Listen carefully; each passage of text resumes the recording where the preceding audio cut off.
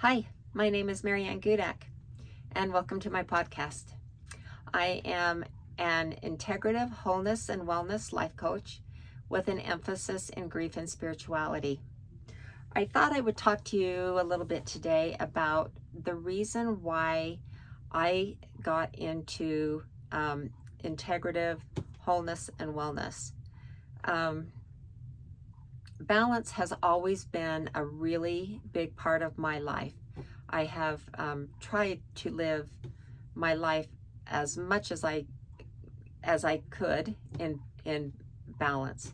Of course, we have things in life that completely knock us off of our axis, and it's really hard to get back up and to get that balance again. A lot of times we feel like we're just spinning, but I purposely reached out to a school that I could learn more about that in. So what I teach is called MEPS. It's MEPS. It's mental, emotional, physical, and spiritual. It takes those four body areas to come together to make wholeness and wellness and balance in our lives. If one of those gets knocked off or out of whack, then the other three are also going to get knocked out of whack. It takes all four of those to be in balance for us to be whole and well. So this is kind of a good example. Last week, I came in here to do a podcast, and I just couldn't get it together. It just wouldn't come together. I ended up doing a couple and ended up deleting them, and was upset at myself because I couldn't figure out why I couldn't get my thoughts together, why I was wasting my time, trying to do this when I could be doing other things. And anyway, so then that, of course, emotionally makes me feel bad. Then physically, what do? I go in, I sit down on the couch, I scroll through my phone for 2 hours and get absolutely nothing accomplished. So, and that's also very spiritually draining, right? So none of it's good. But what ended up happening was, I think that I just wasn't feeling well, like the whole entire week, but I wasn't listening to myself, and I wasn't listening to what was going on in my gut. And so what ended up happening is I ended up in the ER, and they diagnosed me with pancreatitis. So I had to come home, look that up, and the good thing that I can say about it is that it's going to give me a good kick in the pants to change my diet to a healthier diet, and it's a wake-up call for me to listen to my gut better and what's going on inside of me, so that I can be a healthier version of myself. Since Whitney passed, I have had I've had a bleeding ulcer that I was hospitalized with. I have had to have my gallbladder removed, and now I've had this is, I think, the second attack I've had that now they've diagnosed with pancreatitis. Extremely painful, like painful to the point that it feels like a heart attack. All upper GI. Where do we hold our grief? We hold it in our chest, in our lungs, in our stomach, in our hearts. That's where all our grief goes to, right? The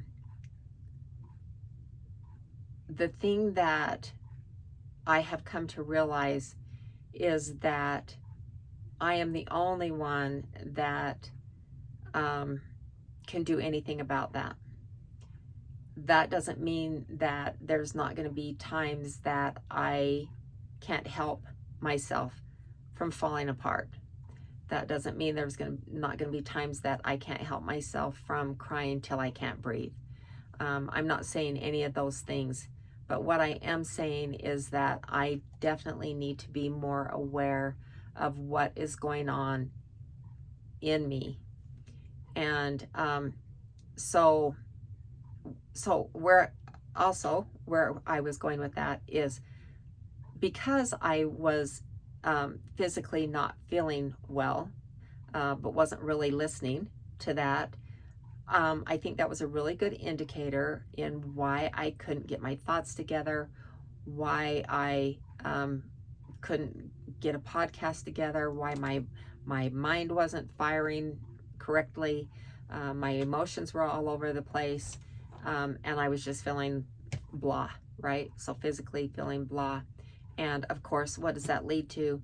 It leads to being depleted spiritually, because when you're feeling that way, you just don't want to make the effort to be spiritual. So that's why it's so important for us to be in tune with all 4 body areas, and to try to keep them in check and in balance as much as we can. It's been really interesting with all my clients, how this all comes together and how it works. And so this morning, because I don't have a script in front of me, because I want to do these podcasts, and I just want to be very raw and open. I was thinking about the hospital bill and was really angry about how much it is. And then I was angry at my insurance, because I have really crappy insurance. I have a $7,000 deductible, and that's about what my emergency room visit is costing. And I don't know anybody right now that isn't pinching pennies, because we're going broke at the grocery stores and the gas stations. $7,000 is a lot of money. And so I was just angry about it. And I've just honestly just kind of had a really crappy day because I've been mad. So then I started thinking, okay, you're a life coach, right, Marianne? So do your life coaching. So we have this thing in life coaching, and it's called a model. It's one of the greatest things ever invented. It is a life changer, but it takes work. Because a lot of times when we're angry, or we're mad, or we're sad, or all those emotions that we're feeling, a lot of times we don't want to change them. If we're mad, we want to be mad, right? We want to stay mad. We have a reason for being mad, and we want to be that way. And the same with being sad. Same thing. We don't want anybody to talk us out of being sad. We want to be sad because we are sad. We have every right to every single emotion that we feel. We were given every single one of these emotions because we are created from our Creator, and He gave us these emotions, and He gave them to us for a reason. They're needed. Every single one of them are needed. The thing that we have to find and tell ourselves is how is that emotion helping us? Is it of value? Is it helping us with where we want to be with ourselves? So here's how it works. So with the model, we have a thought, we have a circumstance, we have a thought, we have an emotion, we have an action, which leads to a result. So as human beings, we have a circumstance. We go immediately from the circumstance to the emotion. That's just what we do as human beings. So the easiest one for me to just throw out there right now is, let's just say circumstance, receive the hospital bill. So immediately emotion, angry, mad, upset, right? And from there it goes to action of, I'm angry at everybody. I just I don't want to do anything. I don't want to exercise because I'm just angry and mad, and then we go into the result, and it's the end of the day, and I haven't accomplished one thing except been mad all day long, right? So here's where this is where the model really works. And let me tell you that the model takes a lot of work, because like I said, it's really hard for us as human beings to want to get out of those emotions when we're feeling them. And I am going to say this: it's good to feel emotion. And we have to feel emotion. We have to feel it, to analyze it, to figure it out. It's important that we feel all those emotions. The danger comes when we allow ourselves to let those emotions get us in a place that's deep and dark and we can't get out of it. So here's what the model does, is the model tells us that the circumstance is the circumstance. It cannot be changed. But then instead of going from the circumstance straight to the emotion, we go from the circumstance to thought, right? So the only control we have over any of this is with our thought, because we have control, our minds have control over what thoughts we want to think. Our thoughts aren't going to change the circumstance. They will change the result. So I'm going to give you 2 examples. Let's go from circumstance, got the hospital bill in the mail, to thought, this isn't fair. Right? That's a good one. The thought is, this isn't fair. I was sick. Why should I have to pay this kind of money when I was in a really bad situation, right? So circumstance, thought, the feeling that comes from that, I'm angry, I'm upset, I'm mad. Then the action comes to, I don't want to do anything. I'm going to scroll on my phone for 2 hours, waste my time, and the result is I did just that, right?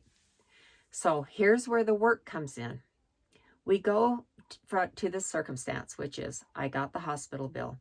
Now I'm going to go to the thought, and this is where it gets hard, and you're probably going to tell me I'm out of my mind, but this is what we have to do in order to change that thought process, is I'm going to go to, instead of going to this isn't fair, I'm going to go to I'm grateful there is a hospital close by. I'm grateful that there was a good ER doctor on call. I'm grateful there were nurses that took good care of me. I'm grateful the hospital was basically 5 minutes away. I could live in a place where there is no hospital, or that it would have taken, 2-3 hours to get to any kind of medical care. And, could have been a whole lot worse than what it was. So I'm grateful. So when we go from a place of gratefulness, because that is my thought, is I'm grateful, then the feeling automatically becomes lighter, right?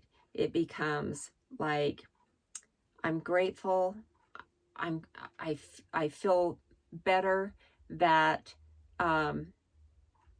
it could have been so much worse than it was.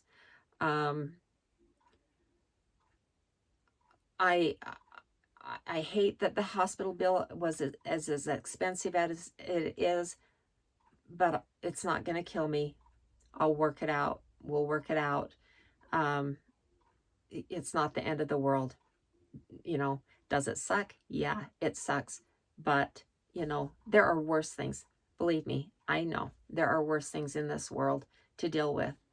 And then we go from that to an action of, okay, I feel better, so I can get in here and I can put together a podcast and talk to all of you out there that I love talking to.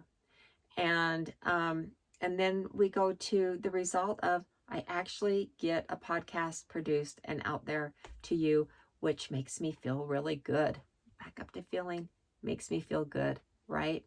So we've gone from like A to Z. We've gone from it's not fair to I'm grateful, to feeling mad and angry, to feeling lighter and better and that there's hope. And then to the action of I'm spinning my wheels, wasting my time scrolling on my phone, to I'm actually producing a podcast, to the result, to the ending result, which is what means everything. And that result came directly from that thought. It's a life changer. It really is. But it takes work. And that's where we have to decide if we want to, if we really want to apply ourselves. And also, I did a model kind of on myself today and decided that it's up to me to make a change in my lifestyle to be a healthier, more well-balanced person. And so I'm really going to work on that for myself. So anyway, I'm not going to make this too terribly long. So that I just kind of wanted to sum that all up so that you would kind of have an idea why I got into life coaching. It's not all the reason why I got into life coaching, but it's really the reason, I guess, why I love life coaching so much and why I love working one-on-one with my clients. I love going through the model with my clients so that we can dissect things, and I would 99.9% of the time we have changed it by the end of the model, and my clients have a whole new perspective on the problems that they are experiencing. So reach out to me because I would love to be your life coach. I can do one-on-one personal sessions, and I also do virtual sessions. We can do them FaceTime or Skype, whatever works for you. Anyway, you can reach me through my email, which is m.mgudak@gmail.com, or I do have a website, which is mariannmgudak.com, and my name is spelled MARIANN, one word. I really would love to be your life coach. Even if you don't have any like big, huge problems, it's amazing how just learning to reprocess your thoughts and it will change you. It really will. It will change how you think about everything. It gets to the point that you run this model through your head almost, I don't know, 100 times a day, and it is good. It really is a good thing. Anyway, I've said enough. So it's good to see you. And until my next podcast, everyone be safe out there. Take care. Bye-bye.